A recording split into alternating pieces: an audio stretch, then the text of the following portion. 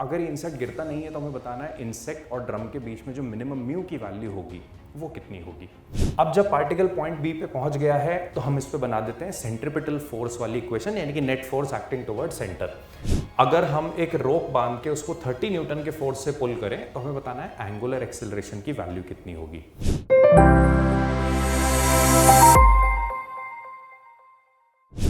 Hello बच्चों, welcome to Allen career institute. मैं हूं आरूप शुक्ला और हम लोग आज से स्टार्ट करने वाले हैं हमारी T20 सीरीज़। इस T20 सीरीज़ में हम लोग कुछ इंपॉर्टेंट क्वेश्चन, कुछ इंपॉर्टेंट कॉन्सेप्ट्स करेंगे जो नीट पॉइंट ऑफ व्यू से हमारे लिए एक्सट्रीमली इंपॉर्टेंट प्रूव हो सकते हैं।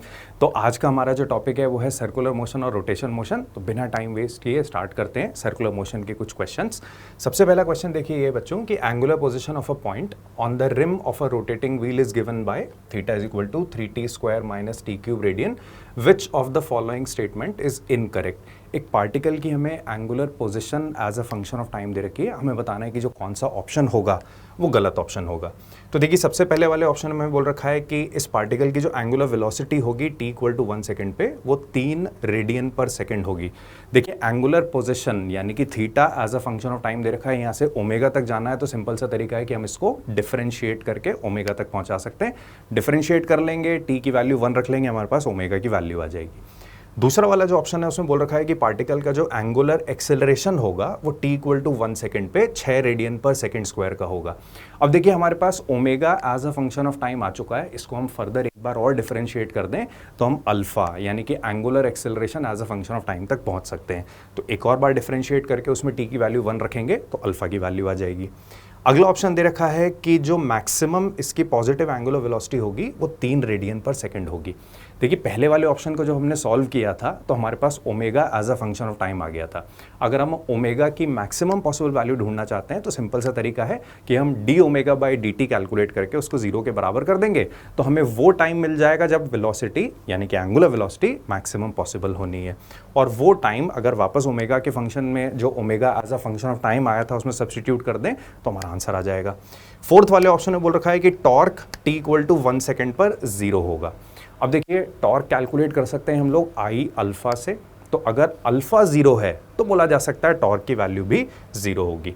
तो अल्टीमेटली हम एक बार डिफरेंशिएट करें तो ओमेगा तक पहुंच जाएंगे, 2 बार डिफरेंशिएट करें तो अल्फा तक आ जाएंगे। D omega by D T 0 करके हमें ये पता लग जाएगा कि ओमेगा यानी कि एंगुलर वेलोसिटी मैक्सिमम पॉसिबल कब आने वाली है, और जब अल्फा 0 होगा तो बोला जा सकता है टॉर्क भी 0 होगा। तो इसको इस तरीके से सॉल्व अगर हम कर लें तो सेकंड ऑप्शन हमारा आंसर आएगा, यानी कि जो ऑप्शंस में हमें बोल रखा था कि t इक्वल टू 1 सेकेंड पे अल्फा की जो वैल्यू होगी वो 6 रेडियन पर सेकेंड स्क्वायर होगी, वो ऑप्शन गलत है। क्योंकि हम यहाँ पे अगर चेक करें तो t इक्वल टू 1 सेकेंड पे जो अल्फा आता है वो 0 आता है। क्योंकि हमें गलत ऑप्शन आइडेंटिफाई करना था तो हमारा आंसर बन गया ऑप्शन नंबर 2। अगले क्वेश्चन पे चलते हैं बच्चों। अगला सवाल ये है कि a particle moves in a circle of radius 5 centimetre with a constant speed and time period 0.1 pi seconds, the acceleration of a particle is. अब देखिए एक पार्टिकल है जो यूनिफॉर्म सर्कुलर मोशन कर रहा है, यानी कि कांस्टेंट स्पीड से वो सर्कुलर पाथ पे मूव कर रहा है। तो हमें टाइम पीरियड दे रखा है, रेडियस दे रखा है और इसकी हेल्प से एक्सेलरेशन कैलकुलेट करना है। अब देखिए जब पार्टिकल यूनिफॉर्म सर्कुलर मोशन करता है तो हम बोल सकते हैं कि उसके पास जो भी एक्सेलरेशन होगा वो सिर्फ सेंट्रिपिटल एक्सेलरेशन यानी कि रेडियल एक्सेलरेशन होगा। सेंट्रिपिटल एक्सेलरेशन कैलकुलेट करने का जो हमारा तरीका है वो है ओमेगा स्क्वायर आर। तो टाइम पीरियड की हेल्प से हम लोग सबसे पहले बच्चों ओमेगा की वैल्यू कैलकुलेट करेंगे और जब ओमेगा आ जाएगा तो हम उसके बाद कैलकुलेट कर लेंगे कि ओमेगा स्क्वायर आर यानी कि इसके पास जो भी नेट एक्सेलरेशन है यानी कि जो सेंट्रिपिटल एक्सेलरेशन है वो कितना होगा। क्योंकि यूनिफॉर्म सर्कुलर मोशन है तो बोला जा सकता है जो टेंजेंशियल एक्सेलरेशन होगा वो ऑटोमेटिकली बन जाएगा 0। तो देखिए सबसे पहले हमने ओमेगा की वैल्यू कैलकुलेट करी, ओमेगा कैलकुलेट होकर आ गया 20 रेडियन पर सेकेंड, और जो सेंट्रिपिटल एक्सेलरेशन है ओमेगा स्क्वायर आर से वो कैलकुलेट होकर आ चुका है 20 मीटर पर सेकेंड स्क्वायर, यानी कि जो ऑप्शन नंबर फर्स्ट है वो हमारा करेक्ट आंसर होगा। चलते हैं बच्चों अगले सवाल पे। अगले क्वेश्चन में हमें बोल रखा है कि an object is moving on a circular track of radius 200 metre at some instant the object is moving at 20 meter per second and gaining speed at a uniform rate of 2 meter per second square. Its acceleration at this instant is nearly. अब देखिए एक object है जो circular track पे motion कर रहा है, उसका रेडियस हमें गिवन है, किसी एक इंस्टेंट पर उसकी स्पीड की वैल्यू भी दे रखी है और उसकी जो स्पीड है वो लगातार 2 मीटर पर सेकंड स्क्वायर की रेट से बढ़ रही है। हमें बताना है कि इसका नेट एक्सेलरेशन कितना होगा। अब देखिए सर्कुलर ट्रैक पे बॉडी मूव कर रही है तो दो टाइप के एक्सेलरेशन होंगे, एक टेंजेंशियल एक्सेलरेशन, दूसरा सेंट्रीपिटल यानी कि रेडियल एक्सेलरेशन। तो जो टेंजेंशियल एक्सेलरेशन है यानी कि जिसको हम rate of change of speed बोलते हैं, वो ऑलरेडी हमें दे रखा है 2 मीटर पर सेकंड स्क्वायर। अगर हम किसी तरीके से वापस सेंट्रीपिटल एक्सेलरेशन कैलकुलेट कर लें तो इन दोनों एक्सेलरेशन का जो रिजल्टेंट होगा वो हो जाएगा हमारा नेट एक्सेलरेशन। तो रेडियस हमें गिवन है, स्पीड की वैल्यू हमें गिवन है, तो सेंट्रीपिटल एक्सेलरेशन कैलकुलेट करने का तरीका है v²/r। तो सेंट्रीपिटल एक्सेलरेशन वहां से कैलकुलेट हो गया, वो v²/r हमने कर रखा है। और टेंजेंशियल एक्सेलरेशन की वैल्यू ऑलरेडी गिवन थी हमें 2 मीटर पर सेकंड स्क्वायर। अब क्योंकि ये दोनों एक्सेलरेशन हमेशा म्यूचुअली परपेंडिकुलर होते हैं तो जो रिजल्टेंट एक्सेलरेशन यानी कि जो नेट एक्सेलरेशन होगा वो निकाला जा सकता है सीधे सीधे √of ac² + 80² से। तो हमारा सही आंसर बन जाएगा 2.8 मीटर पर सेकंड स्क्वायर यानी कि ऑप्शन नंबर 3। चलते हैं बच्चों अगले सवाल की तरफ। अगले क्वेश्चन में बोल रखा है कि a vehicle is turning round a curve of radius 20 metre on a level road if coefficient of friction यानी कि जो म्यू है उसकी वैल्यू अगर टायर और रोड के बीच में 0.5 है, तो हमें बताना है कि ये जो व्हीकल है ये मैक्सिमम कितनी सेफ स्पीड से टर्न को नेगोशिएट कर सकता है यानी कि टर्न ले सकता है। तो देखिए रेडियस की वैल्यू गिवन है, म्यू की वैल्यू गिवन है, हमें बताना है मैक्सिमम पॉसिबल स्पीड क्या होगी। तो जब भी हम फ्लैट रोड पे टर्निंग वाले क्वेश्चंस करते हैं और हमसे मैक्सिमम पॉसिबल स्पीड पूछी जाती है तो वो मैक्सिमम पॉसिबल सेफेस्ट स्पीड जो होती है उसकी वैल्यू होती है √of μrg। तो म्यू की वैल्यू क्वेश्चन में गिवन है, रेडियस गिवन है 10, हम लोग यूज कर लेंगे जी की वैल्यू। तो जो मैक्सिमम पॉसिबल सेफेस्ट स्पीड है वो आ जाएगी हमारी 10 मीटर पर सेकेंड यानी कि ऑप्शन नंबर 3। अगले सवाल पे चलते हैं। अगले क्वेश्चन में देखो बोल रखा है कि an insect is situated on the wall inside a vertical drum of radius 2 metre that is rotating with an angular velocity of 5 radian per second. The insect doesn't fall off, then the minimum coefficient of friction required is. तो देखिए एक vertical cylindrical drum है, वो मैंने आपको दिखा भी रखा है। बोल रखा है कि ये जो ड्रम है ये कांस्टेंट एंगुलर वेलोसिटी यानी कि ओमेगा 5 रेडियन पर सेकेंड से घूमता है और इसका जो रेडियस है वो 2 मीटर का है। अगर ये इंसेक्ट गिरता नहीं है तो हमें बताना है इंसेक्ट और ड्रम के बीच में जो मिनिमम म्यू की वैल्यू होगी वो कितनी होगी। तो देखिए इस इंसेक्ट पर लगने वाले अगर हम फोर्सेस आइडेंटिफाई करें तो मुझे समझ में आ रहा है कि इस इंसेक्ट पर सरफेस के परपेंडिकुलर डायरेक्शन में नॉर्मल रिएक्शन होगा, नीचे की तरफ वेट लग रहा होगा और इसको नीचे फिसलने से रोकने के लिए फ्रिक्शन ऊपर लग रहा होगा। क्योंकि इंसेक्ट ड्रम के साथ साथ सर्कुलर मोशन कर रहा होगा तो बोला जा सकता है कि इस इंसेक्ट पे सेंटर की तरफ जो फोर्स लगेगा वो सेंट्रीपिटल फोर्स होगा। इस डायग्राम को, इसके फ्री बॉडी डायग्राम को देख के समझ में आ रहा है कि सेंटर की तरफ जो लगने वाला फोर्स है वो नॉर्मल रिएक्शन हो गया। तो मैं एक इक्वेशन बना सकता हूं कि जो सेंटर की तरफ लगने वाला फोर्स यानी कि नॉर्मल रिएक्शन है वो बन गया m⍵²r। अब क्योंकि ये हॉरिजॉन्टल प्लेन में सर्कुलर मोशन कर रहा है बच्चों, तो बोला जा सकता है कि जितना फोर्स ऊपर की तरफ लगेगा उतना ही फोर्स नीचे की तरफ भी लगेगा। तो बोल सकते हैं कि ऊपर की तरफ लगने वाला friction should be equal to नीचे की तरफ लगने वाला वेट वाला फोर्स। तो दूसरी इक्वेशन हमने वर्टिकल में फोर्स बैलेंस करने वाली बना दी, friction should be equal to mg। अब अगर मैं ये चाहता हूं कि मिनिमम म्यू की वैल्यू कितनी हो कि स्लिप ना हो जाए, तो बोला जा सकता है कि फ्रिक्शन ऑलरेडी अपनी मैक्सिमम वैल्यू अचीव कर चुका होगा, यानी कि फ्रिक्शन इससे ज़्यादा नहीं लग सकता था। तो फ्रिक्शन की जो मैक्सिमम पॉसिबल वैल्यू है वो है म्यू इंटू नॉर्मल रिएक्शन, जिसको हम बराबर कर देते हैं mg के। नॉर्मल रिएक्शन जो हमने पहली वाली इक्वेशन से कैलकुलेट किया था उसको अगर मैं उठा के यहाँ पे सब्सटीट्यूट कर दूं तो मेरे पास एक फाइनल आंसर कैलकुलेट करने वाली इक्वेशन आ गई कि म्यू इंटू नॉर्मल रिएक्शन यानी कि m⍵²r should be equal to mg। इस इक्वेशन से हमें समझ में आया कि मास जो है वो कैंसिल हो जाता है, आपने ध्यान दिया होगा, इसीलिए क्वेश्चन में मैंने इंसेक्ट का मास मेंशन नहीं किया था कि इस इंसेक्ट का कुछ भी मास हो हमारे आंसर पे उससे कोई फर्क नहीं पड़ने वाला। तो इसी इक्वेशन को अगर फर्दर सॉल्व करें तो म्यू की वैल्यू आ जाती है 0.2, यानी कि जो हमारा सही आंसर बनेगा वो बन जाएगा ऑप्शन नंबर 3।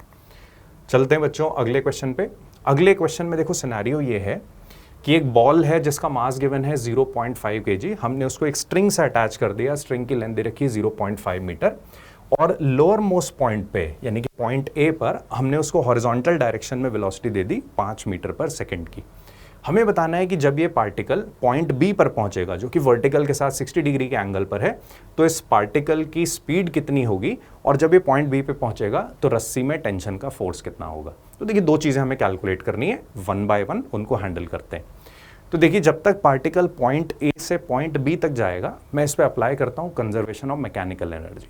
तो कंजर्वेशन ऑफ मैकेनिकल एनर्जी की हेल्प से हम ये कैलकुलेट कर लेंगे कि पॉइंट बी पर इस पार्टिकल की स्पीड कितनी होगी। एक बार जब हम इसकी स्पीड कैलकुलेट कर लेंगे तो उसके बाद हमारा काम ये होगा कि पॉइंट बी पर इस पे सेंट्रिपिटल फोर्स की इक्वेशन बना देंगे, यानी कि नेट फोर्स जो सेंटर की तरफ लग रहा होगा उसको हम इक्वेट कर सकते हैं mv²/r के, क्योंकि हम स्पीड कैलकुलेट कर सकते हैं तो वहां से टेंशन की वैल्यू ऑटोमेटिकली कैलकुलेट होकर आ जाएगी। तो देखिए सबसे पहले मैंने पॉइंट ए से पॉइंट बी तक लगाया कंजर्वेशन ऑफ मैकेनिकल एनर्जी। मैं पॉइंट ए को अगर अपना रेफरेंस मान लूं तो बोला जा सकता है इस रेफरेंस पे पोटेंशियल एनर्जी की वैल्यू हो जाएगी 0, तो जो भी एनर्जी होगी वो काइनेटिक एनर्जी के फॉर्म में होगी। तो हाफ mva², वो va की वैल्यू हमें दे रखी है 5 मीटर पर सेकेंड स्टार्टिंग में क्वेश्चन में, शुड बी इक्वल टू, अब जब हम पॉइंट बी पर पहुंचेंगे तो कुछ हिस्सा एनर्जी का रहेगा पोटेंशियल एनर्जी के फॉर्म में, कुछ हिस्सा बचेगा काइनेटिक एनर्जी के फॉर्म में। तो काइनेटिक एनर्जी मैंने सबसे पहले लिख दी हाफ mvb², और पोटेंशियल एनर्जी वाला हिस्सा बच्चों हो जाएगा mgh के बराबर। h इसमें हो गया जो इसने हाइट अटेन कर ली है विद रिस्पेक्ट टू रेफरेंस, और रेफरेंस हमने मान रखा था पॉइंट ए। तो इसने जो हाइट अचीव कर ली है वो हो जाएगी ये, जिसको मैं डिनोट कर रहा हूँ h से। तो ये हाइट बड़ी आसानी से हम लोग कैलकुलेट कर सकते हैं। ये हाइट हो जाएगी L minus L cos theta. L को अगर कॉमन निकाल लें तो बन जाएगा L into 1 minus cos theta. तो इस इक्वेशन की हेल्प से सबसे पहले हमें मिल गई पॉइंट बी पे पार्टिकल की स्पीड, जो कि आ चुकी है √20 मीटर पर सेकेंड। अब जब पार्टिकल पॉइंट बी पे पहुंच गया है तो हम इस पे बना देते हैं सेंट्रिपिटल फोर्स वाली इक्वेशन, यानी कि net force acting toward centre. तो आप देख सकते हैं जब पार्टिकल पॉइंट बी पर है तो इस पे सेंटर की तरफ, यानी कि स्ट्रिंग के अलोंग लग रहा है टेंशन वाला फोर्स, और नीचे की तरफ इस पे लग रहा होगा वेट वाला फोर्स, यानी कि mg। अब क्योंकि एंगल 60 डिग्री है तो बोला जा सकता है वेट वाला जो फोर्स है वो इस रस्सी के साथ 60 डिग्री का एंगल बना रहा होगा। तो जो नेट फोर्स टुवर्ड सेंटर हो गया, ये जो पार्टिकल है ये इस पॉइंट को अपना सेंटर मानते हुए सर्कुलर मोशन कर रहा है, तो नेट फोर्स टुवर्ड सेंटर हो जाएगा बच्चों t माइनस mg cos 60, और इस t माइनस mg cos 60 को हम बराबर करने वाले हैं mv²/r के।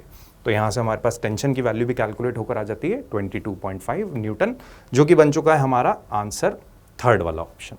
बढ़ते हैं बच्चों अगले सवाल पे। अगले सवाल में देखिए हमें बोल रखा है कि एक कार है जो कि एक हिली सरफेस पे कांस्टेंट स्पीड से मोशन कर रही है। तो हमें 3 पॉइंट्स बता रखे हैं और उसके बेसिस पर हमें ये बताना है कि इन 3 पॉइंट्स में से किस पॉइंट पर नॉर्मल रिएक्शन की जो वैल्यू होगी वो मैक्सिमम होगी। तो पॉइंट्स हमारे पास ए, बी और सी। जो बी और सी वाले पॉइंट्स है बच्चों वो कर्व्ड पाथ पर हैं, और उस कर्व्ड पाथ का जो रेडियस ऑफ कर्वेचर है वो हमें आर मेंशन करके दिया गया है। तो देखिए तीनों पॉइंट्स को हम अलग अलग हैंडल करते हैं। सबसे पहले चलते हैं पॉइंट ए पर।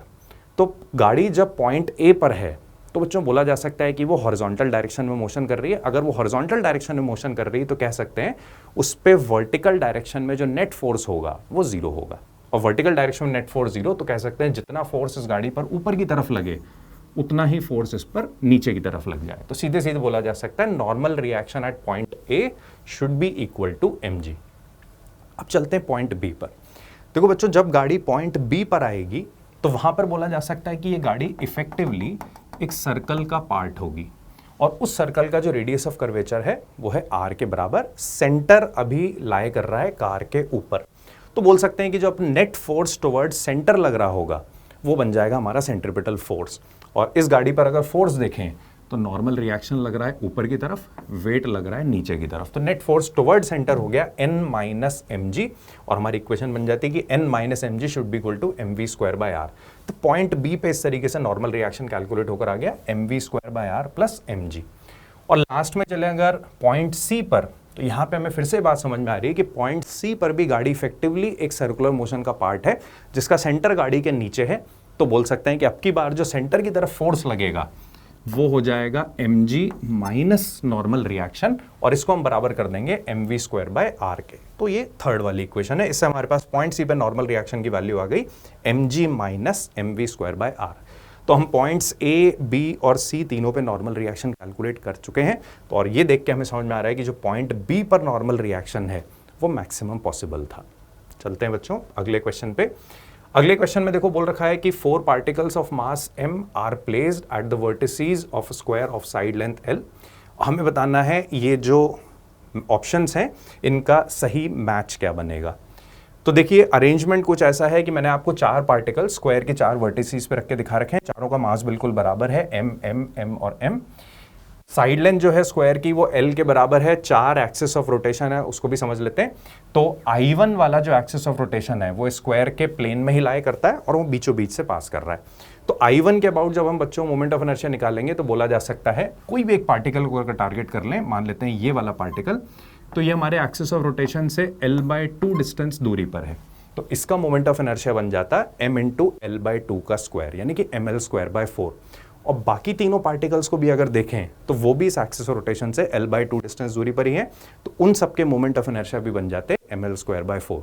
तो काम में बस इतना कर लेते हैं कि किसी एक पार्टिकल का मोमेंट ऑफ इनर्शिया निकाल के उसको मल्टीप्लाइड बाय 4 कर देंगे। दूसरे वाले एक्सिस ऑफ रोटेशन को अगर ध्यान से देखें तो दूसरा वाला एक्सिस ऑफ रोटेशन ये है I2, जो कि इस स्क्वायर के प्लेन से ही लाई कर रहा है और इन दो पार्टिकल्स के थ्रू होकर जाता है। तो इसके about moment of inertia calculate करना बिल्कुल आसान। दो पार्टिकल्स जो एक्सिस ऑफ रोटेशन पर ही लाई कर रहे हैं, इनका तो मोमेंट ऑफ इनर्शिया हो जाएगा 0, और जो रिमेनिंग दो पार्टिकल्स हैं वो हमारे एक्सिस ऑफ रोटेशन से L डिस्टेंस पर हैं, तो उनका इंडिविजुअल मोमेंट ऑफ इनर्शिया बन जाएगा mL²। तो टोटल मोमेंट ऑफ इनर्शिया आ जाएगा ट्वाइस ऑफ mL²। तीसरा जो एक्सिस ऑफ रोटेशन है बच्चों वो हमारा I3 बच्चों इस स्क्वायर के डायगोनल से पास करता है और अल्टीमेटली स्क्वायर के प्लेन में ही है। तो फिर से इस एक्सिस के अबाउट अगर आप ध्यान दो तो दो पार्टिकल्स ऐसे हैं जो एक्सिस पर लाई करते हैं, तो उन दोनों का मोमेंट ऑफ इनर्शिया बना 0। अब बचे हुए जो दो पार्टिकल्स हैं, एक पार्टिकल ये वाला, दूसरा पार्टिकल ये वाला, इनमें से किसी भी एक को अगर हैंडल करें तो उसकी हमारे एक्सिस ऑफ रोटेशन से जो दूरी है वो बन जाएगी L/√2। तो अगर पार्टिकल की एक्सिस ऑफ रोटेशन से हम परपेंडिकुलर दूरी निकाल चुके हैं तो उसका मोमेंट ऑफ इनर्शिया भी इजीली कैलकुलेट होकर आ गया, m इंटू L/√2 का स्क्वायर, यानी कि अल्टीमेटली mL²/2। दोनों पार्टिकल्स के मोमेंट ऑफ इनर्शिया को अगर ऐड कर दें, क्योंकि दूसरा पार्टिकल भी सिमिलर डिस्टेंस पे है तो उसका भी सेम कंट्रीब्यूशन आने वाला है, तो हमारा फाइनल आंसर इसमें आ जाता है।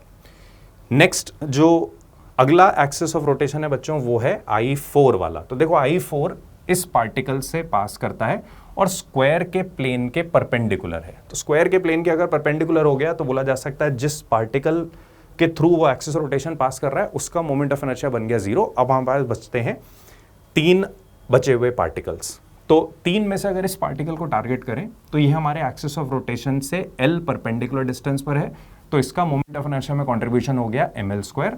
सेम इस पार्टिकल के साथ भी बोला जा सकता है, मोमेंट ऑफ इनर्शिया में इसका कंट्रीब्यूशन वापस से mL²। और ये जो बचा हुआ पार्टिकल है ये हमारे एक्सिस ऑफ रोटेशन से लाई करता है बच्चों L√2 डिस्टेंस पे, जो डायगोनल होगा उसकी जो लेंथ हो जाएगी वो हो जाएगी L√2। तो इसका कंट्रीब्यूशन आ जाएगा 2mL²। सबको अगर ऐड कर दें तो I4 के अबाउट जो नेट मोमेंट ऑफ इनर्शिया बनेगा वो बन जाता है 4mL²। वो सारा यहाँ पे मैंने आपको सॉल्व करके भी दिखा रखा है। तो इस तरीके से हम मोमेंट ऑफ इनर्शिया एक एक पार्टिकल को हैंडल करते हुए कैलकुलेट कर सकते हैं। चलते हैं बच्चों अगले क्वेश्चन पर। अगला क्वेश्चन भी मोमेंट ऑफ इनर्शिया कैलकुलेट करने वाला ही है। अगले क्वेश्चन में बोल रखा है कि एक सेमी सर्कुलर रिंग है जिसका मास m है, रेडियस r है। इस तरीके से फिगर में दिखा भी रखिए। 4 एक्सिस ऑफ रोटेशन मैंने आपको वापस से शो कर रखे हैं और इन चारों के अबाउट हमें ultimately moment of inertia calculate करके ऑप्शंस को ठीक तरीके से मैच करना है। तो देखिए सेमी सर्कुलर रिंग है जिसका मास है m के बराबर। तो इस टाइप के क्वेश्चन को कंप्लीट करने का या इस टाइप के क्वेश्चन को सॉल्व करने का बड़ा सिंपल सा तरीका है कि आप इस सेमी सर्कुलर रिंग को कंप्लीट करके इफेक्टिवली एक पूरी रिंग बना लो। और इफेक्टिवली पूरी रिंग अगर बना ली तो इसका मास जो हमारे पास आ जाएगा कंप्लीट रिंग का वो आ जाएगा 2m के बराबर, क्योंकि जो सेमी सर्कुलर रिंग है उसका मास है m। तो कंप्लीट रिंग अगर मैं बना लेता तो उसका मास आ जाता 2m के बराबर। अब देखिए बिल्कुल स्टैंडर्ड से एक्सिस ऑफ रोटेशन है, इनके about moment of inertia calculate कर सकते हैं। और जब कंप्लीट रिंग के मोमेंट ऑफ इनर्शिया कैलकुलेट कर सकते हैं तो सेमी सर्कुलर रिंग का जो कंट्रीब्यूशन होगा वो बिल्कुल आधा हो जाएगा। देख लिए फटाफट से पहले वाले ऑप्शन पर चलते हैं, यानी कि पहले वाले एक्सिस ऑफ रोटेशन पर चलते हैं। पहला वाला जो एक्सिस ऑफ रोटेशन है वो रिंग के सेंटर से पास करता है और प्लेन के परपेंडिकुलर है। इसके अबाउट मोमेंट ऑफ इनर्शिया हो जाता 2mr²। कैलकुलेट करने का तरीका होता है mass of the ring into radius का स्क्वायर। यहाँ पे क्योंकि mass of the complete ring 2m है तो मोमेंट ऑफ इनर्शिया बन जाता 2mr²। लेकिन 2mr² है कंप्लीट रिंग का मोमेंट ऑफ इनर्शिया। हमें क्योंकि सेमी सर्कुलर रिंग दे रखी है तो उस सेमी सर्कुलर रिंग के केस में जो कंट्रीब्यूशन होगा वो एग्जैक्टली 2mr² का आधा, यानी कि mr² बन जाएगा। अगले एक्सिस ऑफ रोटेशन पे चलें तो अगला एक्सिस ऑफ रोटेशन जो रिंग के डायमीटर के अलोंग है और रिंग के प्लेन में ही लाई करता है। इस डायमीटर के अलोंग जो मोमेंट ऑफ इनर्शिया बन जाएगा बच्चों, वो हो जाता है 2mr²/2, ultimately mass of the ring into r²/2। तो इस केस में वो हो गया 2mr²/2 यानी कि mr²। लेकिन ये है कंप्लीट रिंग के लिए। हाफ ऑफ द रिंग में आप समझ गए जो कॉन्ट्रीब्यूशन होगा वो उसका आधा हो जाएगा। तो इस तरीके से हम अपने आंसर को फर्दर हाफ कर देंगे। तीसरा वाला जो एक्सिस ऑफ रोटेशन है, देखिए बिल्कुल सिमिलर हो गया, वापस से एक डायमेट्रिकल एक्सिस बन गया। कंप्लीट रिंग का जो मोमेंट ऑफ इनर्शिया बन जाता है वो बन जाता है 2mr²/2।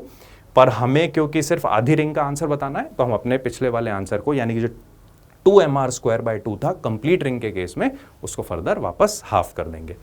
और जो आखिरी हमारा एक्सिस ऑफ रोटेशन है वो है फोर्थ वाला, जो रिंग की पेरिफेरी को टच करता है और रिंग के प्लेन में ही लाई करता है।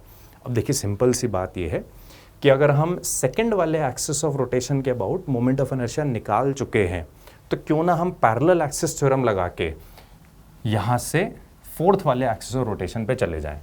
तो सीधे सीधे हमारा तरीका बन जाता ICM प्लस md², और यहाँ पे जो d हो जाएगा वो रेडियस ऑफ द रिंग के बराबर ही हो जाएगा। तो ICM की वैल्यू हम ऑलरेडी सेकंड वाले पार्ट में कैलकुलेट कर चुके हैं, उसमें प्लस md² और कर दें यानी कि प्लस mr² और कर दें, तो हमारा ऑप्शन बन जाता है Q वाला यानी कि 3mr²/2। तो पूरा मैंने यहाँ पे आपको फर्दर सॉल्व करके भी दिखा रखा है। तो इस तरीके से हमारा जो फाइनल आंसर बनेगा, जो सही कॉम्बिनेशन बनेगा, वो फोर्थ वाला ऑप्शन बन जाएगा। चलते बच्चों नेक्स्ट क्वेश्चन पे। नेक्स्ट क्वेश्चन है, a thin wire of length L having moment of inertia I about an axis passing through one of its ends is framed into a circle यानी कि ring of single turn. The moment of inertia of this ring about an axis passing through centre and perpendicular to its plane would be. तो देखिए सवाल ultimately ये है कि हमारे पास एक रॉड थी, एक वायर था, जिसका लेंथ हमें दे रखा है L के बराबर, मास अज्यूम कर लेंगे थोड़ी देर में M के बराबर। तो इसका जो मोमेंट ऑफ इनर्शिया है एंड के अबाउट और उसकी लेंथ के परपेंडिकुलर, उसकी वैल्यू हमें दे रखी है I। और हमने क्या किया, इस वायर को यानी कि इस रॉड को बेंड कर लिया एक रिंग के फॉर्म में, और बताना है कि जो उसका स्टैंडर्ड एक्सिस होगा, जो उसका ज्योमेट्रिकल एक्सिस होगा, जो सेंटर से पास करता है और प्लेन के परपेंडिकुलर होता है, उसका मोमेंट ऑफ इनर्शिया I के टर्म्स में और लेंथ ऑफ द वायर के टर्म्स में कितना होगा। तो चलते हैं, जैसा जैसा बोल रखा है क्वेश्चन में वैसा हैंडल करते हैं। तो ये वो वायर है जिसका मैंने मास अज्यूम कर लिया M के बराबर, लेट्स से इसकी लेंथ है L के बराबर। तो इसका जो मोमेंट ऑफ इनर्शिया है I, वो हो जाएगा ml²/3। ये हमारा स्टैंडर्ड रिजल्ट होता है, हमें ऑलरेडी याद होता है। अब हमने क्या किया, इस वायर को रिंग के फॉर्म में बेंड कर लिया। तो इस रिंग का जो सरकमफ्रेंस होगा, जो पेरिफेरी होगी, उसकी लेंथ अल्टीमेटली L के बराबर ही चलने वाली है। तो एक इक्वेशन ऐसी बनाई जा सकती थी कि अगर मैं इस रिंग का रेडियस r मान लूं, तो कह सकते हैं 2πr should be equal to L। तो उसकी हेल्प से मुझे रेडियस ऑफ द रिंग मिल गया, और अगर मैं रेडियस ऑफ द रिंग तक आ चुका हूं, तो वो एक्सिस ऑफ रोटेशन जो कि रिंग के सेंटर से पास करता है और प्लेन के परपेंडिकुलर है, उसके अबाउट मोमेंट ऑफ इनर्शिया हो जाता है mr²। तो मास इंटू रेडियस का स्क्वायर। तो इससे जो नया मोमेंट ऑफ इनर्शिया आ गया रिंग का, I' जिसको मैं डिनोट कर रहा हूं, वो आ जाता है ml²/4π², जिसको मैं I के टर्म्स में इन दोनों चीज़ों को डिवाइड करके लिख सकता था 3I/4π²। तो इस तरीके से हमारा ऑप्शन सेकंड वाला बच्चों सही बनेगा। चलते हैं अगले क्वेश्चन की तरफ। अगले क्वेश्चन में देखिए हमें ratio of radius of gyration बताना है। एक रिंग के केस में एक बार जो एक्सिस ऑफ रोटेशन है वो उसके सेंटर से पास करता है और नॉर्मल टू इट्स प्लेन है। दूसरी बार वाला जो एक्सिस ऑफ रोटेशन है वो उसका डायमेट्रिकल एक्सिस है। तो एक स्टैंडर्ड सी रिंग कंसिडर करते हैं। दो एक्सिस ऑफ रोटेशन है, एक पहला डायमेट्रिकल एक्सिस और जो दूसरा है वो है सेंटर से पास करने वाला प्लेन के परपेंडिकुलर। हमें रेडियस ऑफ गायरेशन का रेशियो बताना है। अब देखिए जो रेडियस ऑफ गायरेशन होता है उसको कैलकुलेट करने का तरीका होता है k is equal to √I/m। k है radius of gyration, I moment of inertia, m हो गया मास। क्योंकि दोनों ही रिंग्स के केस में बोला जा सकता है मास सेम है, तो हम कह सकते हैं कि जो k होगा वो proportional to √ moment of inertia हो जाएगा। तो k is equal to √I। और दोनों केस में अगर मैं मोमेंट ऑफ इनर्शिया की वैल्यू सब्स्टिट्यूट कर दूं, तो जिस केस में एक्सिस रोटेशन रिंग के सेंटर से पास करता है, प्लेन के परपेंडिकुलर है, तो मोमेंट ऑफ इनर्शिया बना mr²। और दूसरे केस में जब डायमेट्रिकल एक्सिस है तो मोमेंट ऑफ इनर्शिया की वैल्यू बन गई mr²/2। यहाँ से इस रेशियो को अगर सॉल्व कर लें तो हमारा आंसर आ जाएगा √2:1, यानी कि अल्टीमेटली पहला वाला ऑप्शन। तो रेडियस ऑफ गायरेशन कैलकुलेट करना है तो अल्टीमेटली फॉर्मूला है √I/m। चलते बच्चों अगले क्वेश्चन पे। अगले क्वेश्चन में एक फोर्स है जो कि हमें वेक्टर फॉर्म में दे रखा है। फोर्स है 3i cap plus 4j cap plus 5k cap. ये एक पॉइंट पे लगता है। पॉइंट के कोऑर्डिनेट्स भी हमें दे रखे हैं 2, 1, 2। हमें बताना है अबाउट पॉइंट 1, -1, 1 जो टॉर्क की वैल्यू होगी वो कितनी होगी। अब देखिए बच्चों, टॉर्क कैलकुलेट करने का जो सबसे फंडामेंटल तरीका है वो है r क्रॉस f। तो r वेक्टर इसमें हम कैलकुलेट कर सकते हैं, final position vector minus initial position vector, यानी कि जिस पॉइंट के अबाउट हमें टॉर्क कैलकुलेट करना है वहां से एक पोजीशन वेक्टर बनाएंगे जिस पॉइंट पर फोर्स अप्लाई किया हुआ है। तो final position vector minus initial position vector से हमारा r वेक्टर आ जाएगा। फोर्स हमें ऑलरेडी वेक्टर फॉर्म में दे रखा है, तो टॉर्क सीधे सीधे कैलकुलेट हो जाएगा r क्रॉस f से। तो कैलकुलेशन मैंने आपको पूरी यहाँ पे दिखा रखी है। एक 3/3 का डिटर्मिनेंट इस तरीके से बना लेंगे। पहली रो में लिख लेते हैं i cap, j cap, k cap. दूसरी रो में हम लिख लेंगे r वेक्टर के कोएफिशिएंट्स। तो वो आ गए 1, 2 और 1। r वेक्टर यहाँ पे ऊपर हमने कैलकुलेट भी कर लिया, final position vector minus initial position vector से। और तीसरी रो में हम लिख देंगे जो फोर्स वेक्टर है उसके कोएफिशिएंट्स। तो वो बन गए 3, 4 और 5। तो इस तरीके से हमारा जो टॉर्क है वो कैलकुलेट होकर आ जाएगा 6i cap minus 2j cap minus 2k cap. तो इस तरीके से ऑप्शन नंबर 4 जो है वो हमारा सही आंसर बनेगा। चलते हैं बच्चों अगले क्वेश्चन पे। अगले क्वेश्चन में बोल रखा है कि दो लोग हैं P और Q, 2 men P and Q are carrying a uniform rod of length L on their shoulders. The rod is held horizontally such that P gets 1/3 load of the rod. If P is at one of the end of the rod, the distance of Q from that end will be. दो लोग हैं, देखो ultimately P और Q, उन दोनों ने मिलके एक रॉड को होल्ड कर रखा है अपने अपने शोल्डर्स पे। रॉड हॉरिजॉन्टल ओरिएंटेशन में है। ये भी हमें बता रखा है कि जो P है वो एग्जैक्टली एक एंड पे खड़ा रहता है, उसके पास जो लोड आता है वो 1/3 of the weight of the rod आता है। तो हमें बताना है जो Q वाला पर्सन है, जो दूसरा वाला Q वाला पर्सन है, वो पीस वाले एंड से कितना दूरी पर होगा। अब देखो दोनों ने रॉड को अगर अल्टीमेटली होल्ड करके रखा हुआ है, यानी कि रॉड अगर इक्विलिब्रियम में है, तो हम ये कह सकते हैं कि रॉड पर नेट फोर्स के साथ साथ नेट टॉर्क भी जीरो होगा। तो रॉड पर अगर हम देखें फोर्स कौन कौन से लग रहे हैं, तो सेंटर ऑफ ग्रेविटी पे उसका वेट नीचे की तरफ लग रहा होगा, मान लेते हैं W। क्वेश्चन में ऐसा बोला गया था कि जो P वाला पर्सन है वो एक एंड पे खड़ा हुआ है और उसके पास जो लोड आता है वो 1/3 of the weight of the rod आता है। तो इस पे जो फोर्स लगेगा P वाले एंड से वो ऊपर की तरफ हो जाएगा 1/3 ऑफ द लोड, यानी कि W/3।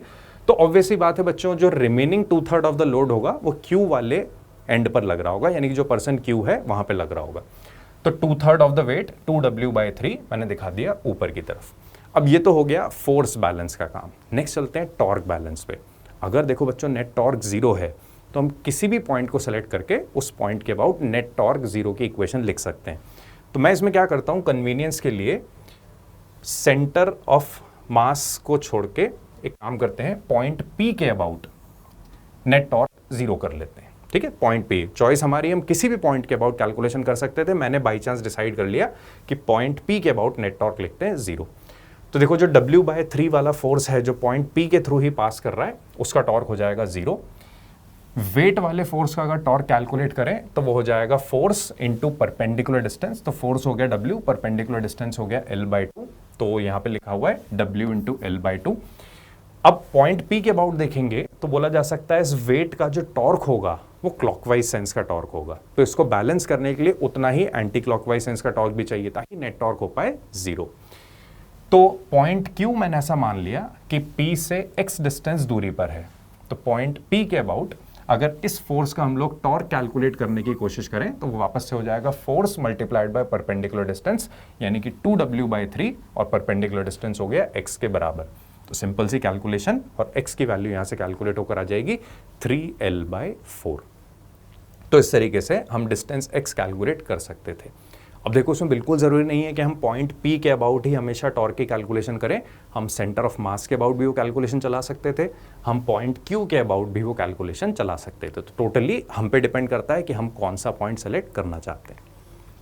तो इस तरीके से हमारा ऑप्शन नंबर 3 सही आंसर बन जाएगा। चलते हैं बच्चों अगले क्वेश्चन पे।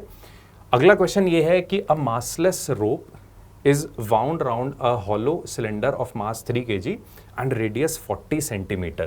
The cylinder is free to rotate about its axis. If the rope is pulled with a force of 30 Newton, then the angular acceleration produced in the cylinder is. तो देखिए बच्चों, क्वेश्चन मोर और लेस ये है कि एक cylinder है जिसका मास 3 kg है, इसका रेडियस आपको गिवन है, ये सिलेंडर अपने एक्सिस के अबाउट फ्रीली रोटेट कर सकता है।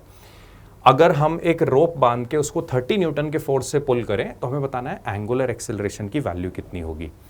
तो देखो बच्चों, इस केस में अगर मुझे अल्फा कैलकुलेट करना है तो मैं एक सिंपल सी इक्वेशन बनाने वाला हूँ, net torque should be equal to I alpha. अब देखो, जो टॉर्क लगाने वाला फोर्स होगा वो अल्टीमेटली ये जो रस्सी में हम फोर्स अप्लाई कर रहे हैं यानी कि जो टेंशन वाला फोर्स होगा ये बन जाएगा। तो net torque should be equal to I alpha, और जो स्टैंडर्ड एक्सिस है यानी कि जो सिलेंडर के सेंटर से पास कर रहा होगा और उसकी लेंथ के अलॉन्ग होगा, उसके अबाउट जो हॉलो सिलेंडर का मोमेंट ऑफ इनर्शिया बनेगा वो बन जाएगा mr²। तो वही इक्वेशन मैंने आपको दिखा रखी, net torque should be equal to I alpha. Torque हो गया F इंटू आर, क्योंकि हम टॉर्क की कैलकुलेशन करने वाले हैं इस सेंटर वाले पॉइंट के अबाउट, क्योंकि जो सिलेंडर का रोटेशन होगा वो इसी पॉइंट के अबाउट होने वाला है, इसी सेंटर वाले एक्सिस के अबाउट होने वाला है। तो net torque should be equal to I alpha. Torque हो गया F इंटू आर, आई की वैल्यू mr² इंटू अल्फा। तो यहां से सीधे सीधे अल्फा की वैल्यू कैलकुलेट होकर आ जाएगी 25 रेडियन पर सेकेंड स्क्वायर। चलते हैं बच्चों अगले क्वेश्चन पे। अगले क्वेश्चन में बोल रखा है कि the moment of inertia of a body about a given axis is 1.2 kg metre square. Initially the body is at rest. In order to produce a rotational kinetic energy of 6000 joules, an angular acceleration of 25 radian per second square must be applied about that axis for a duration of। देखिए बच्चों, question ये है कि एक body है जिसका moment of inertia हमें given है, स्टार्टिंग में वो रेस्ट पे थी। हम चाहते हैं कि उसके पास अल्टीमेटली रोटेशनल काइनेटिक एनर्जी आ जाए 6000 जूल्स की। अब उस 6000 जूल्स की एनर्जी के लिए हमने उस बॉडी को लगातार एंगुलर एक्सेलरेशन दे रखा है 25 रेडियन पर सेकेंड स्क्वायर का, और हमें बताना है कि ये एंगुलर एक्सेलरेशन कितनी देर तक बॉडी के पास रहे कि उसकी एनर्जी 6000 जूल अचीव हो जाए। अब देखो बच्चों, जो रोटेशनल काइनेटिक एनर्जी होती है उसको कैलकुलेट करने का तरीका होता है half I omega square. Kinetic energy की वैल्यू हम जानते हैं, मोमेंट ऑफ इनर्शिया में ऑलरेडी क्वेश्चन में दे रखा है, तो अगर हम किसी तरीके से ओमेगा की कैलकुलेशन कर लें तो ये इक्वेशन हमारी कंप्लीट हो जाएगी, ये क्वेश्चन हमारा पूरा हो जाएगा। और ओमेगा कैलकुलेट करने के लिए हमारे पास सिंपल सा तरीका है कि हम लगा देंगे first equation of motion. First equation of motion का कहना है कि इनिशियली अगर बॉडी रेस्ट पे है तो जो ओमेगा फाइनल हो जाएगी वो जाएगी अल्फा इंटू टी।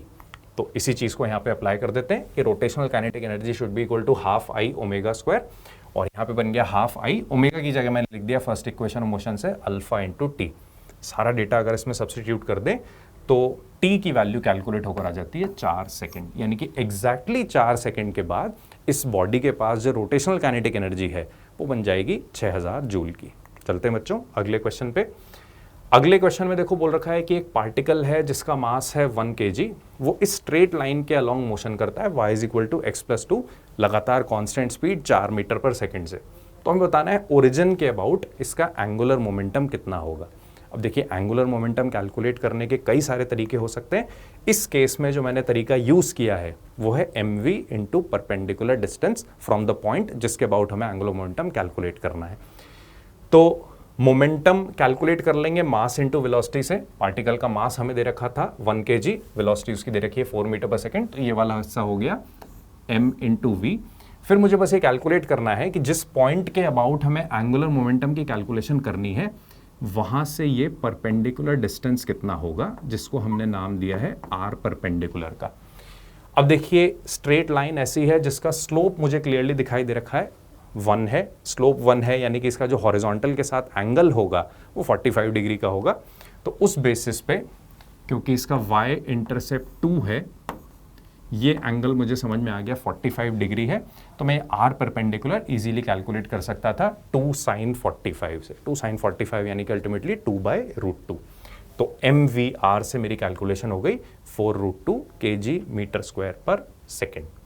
ठीक है बच्चों, तो इससे हमारा आंसर आ जाएगा ऑप्शन नंबर 3। चलते हैं बच्चों अगले क्वेश्चन पे।